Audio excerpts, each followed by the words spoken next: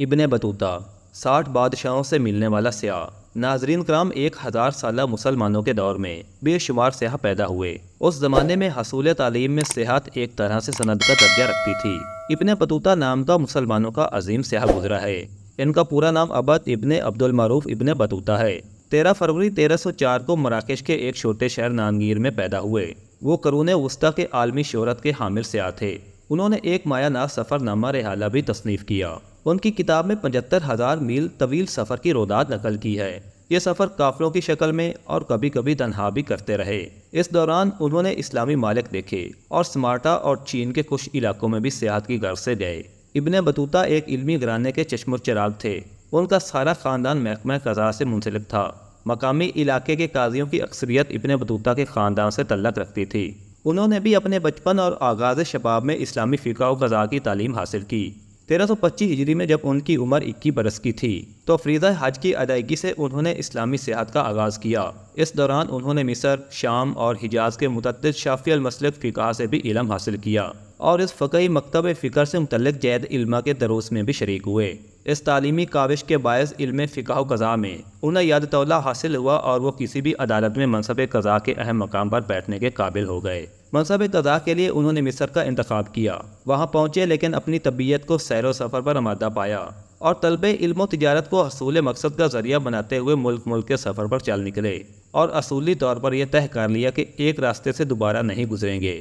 اس سفر کے دوران وہ بادشاہوں سے، گورنروں سے، سلطانوں سے اور حکمرانوں سے ملتے رہے۔ ان کے طویل اسفار کی داستانیں اس حکمران طبقے کے لوگوں کے لیے دلچسپی سے خالی نہیں ہوا کرتی تھیں۔ ان ملاقاتوں میں ابن بطوطہ جہاں اپنے تفصیلی حالات بہت ہی دل نشین انداز میں پیش کرتے، وہاں اگلے سفر کے لیے زیادہ راہ کا انتظام بھی کر لیتے۔ یاد رہے کہ اس زمانے میں اخبارات اور معلومات کے دیگر ذرائع جو آج میسر ہیں نہیں ہوا کرتے تھے اور دوسری دنیاؤں کے حالات اسی طرح کے سیاحوں کی زبانی ہی معلوم ہوتے تھے۔ چنانچہ جب بھی کسی سیاح کی آمد ہوتی تو لوگ، حکمران اور عوام سب کا جمع غفیر ان کے گرد اکٹھا ہو جاتا تھا اور سیاحوں کی زبانی ملک اور کریا کے حالات سے آگاہی حاصل کرتا۔ ایک طویل عرصے تک وہ افریقہ، سرائے عرب اور وسط ایشیائی علاقوں میں سیاحت کرتے رہے۔ اس دوران انہوں نے ریگستانی اور دریاؤ سمندری ہر طرح کے راستے طے کیے۔ ان کی تحریروں کے مطابق وہ صحرائے گوبی سے اٹھنے والے طوفان چنگیزی سرداروں سے بھی ملے۔ 3 سالوں تک حجاز میں بھی قیام کیا، لیکن ایک بار پھر سیلانیت غالب آ گئی۔ اب کی بار انہوں نے سنا کہ دلی میں محمد بن تغلق نامی حکمران باثر اقتدار ہے۔ اس بادشاہ کی علم دوستی اور علماء نوازی بہت مشہور تھی۔ تب ابن بطوطہ نے دلی کا قصد کیا اور اس بادشاہ کے دربار میں جانے کے لیے ہمت باندھ لی۔ اس بار انہوں نے نئے راستوں کا انتخاب کیا اور ترکی کے راستے وہ روسی علاقوں میں سمرقند و بخارا سے ہوتے ہوئے افغانستان اور پھر کوہ ہندوکش کو عبور کر کے دریائے سندھ کے راستے جنوبی ایشیا میں داخل ہوئے۔ جب وہ سرزمین ہند میں داخل ہو رہے تھے تو خود ان کے مطابق یہ 12 ستمبر 1333 کی تاریخ تھی۔ ایک اندازے کے مطابق انہوں نے اتنا طویل سفر 1 سال کی مختصر مدت میں طے کر لیا تھا۔ دلی میں آمد سے پہلے ہی ابن بطوطہ کا شہرہ یہاں پہنچ چکا تھا۔ شاہ محمد بن تغلق نے دلی سے باہر نکل کر ابن بطوطہ کا استقبال کیا۔ بادشاہ نے ابن بطوطہ کی فضیلت علمی کے باعث انہیں دلی کا منصب قضا پیش کیا، جس پر سالوں تک ابن بطوطہ اپنے فرائض منصبی ادا کرتے رہے۔ شاہ محمد بن تغلق اپنے مزاج میں بیک وقت بہت رحم دل اور بہت ظالم بھی تھا۔ دشمنوں کو معاف کر دینا اور دوستوں کو سولی پر لٹکا دینا اس کے ہاتھوں سے رونما ہوتا رہتا تھا۔ ابن بطوطہ اس فطرت سے بہت خائف رہتے۔ ایک بار جب بادشاہ نے ابن بطوطہ کو مملکت چین کی طرف اپنا سفیر بنا کر بھیجا تو راستے میں ڈاکوؤں نے ان کے قافلے کو آن گھیرا۔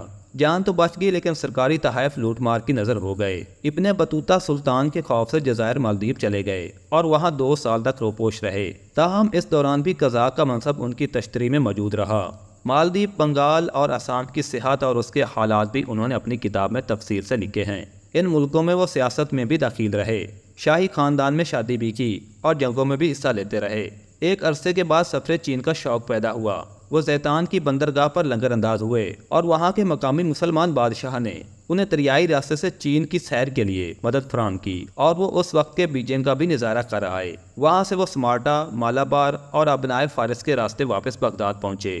بغداد سے شام اور پھر مصر سے ہوتے ہوئے 1348 ہجری میں انہوں نے اپنی زندگی کا آخری حج ادا کیا، جس کے لیے انہوں نے حجاز مقدس کا سفر مبارک کیا۔ لیکن اب تک انہوں نے 2 مسلمان ممالک نہیں دیکھے تھے، चनाचे 1350 के लगभग उन्होंने गरनाता का इरादा किया, जो मुस्लिम स्पेन का आखिरी शहर था।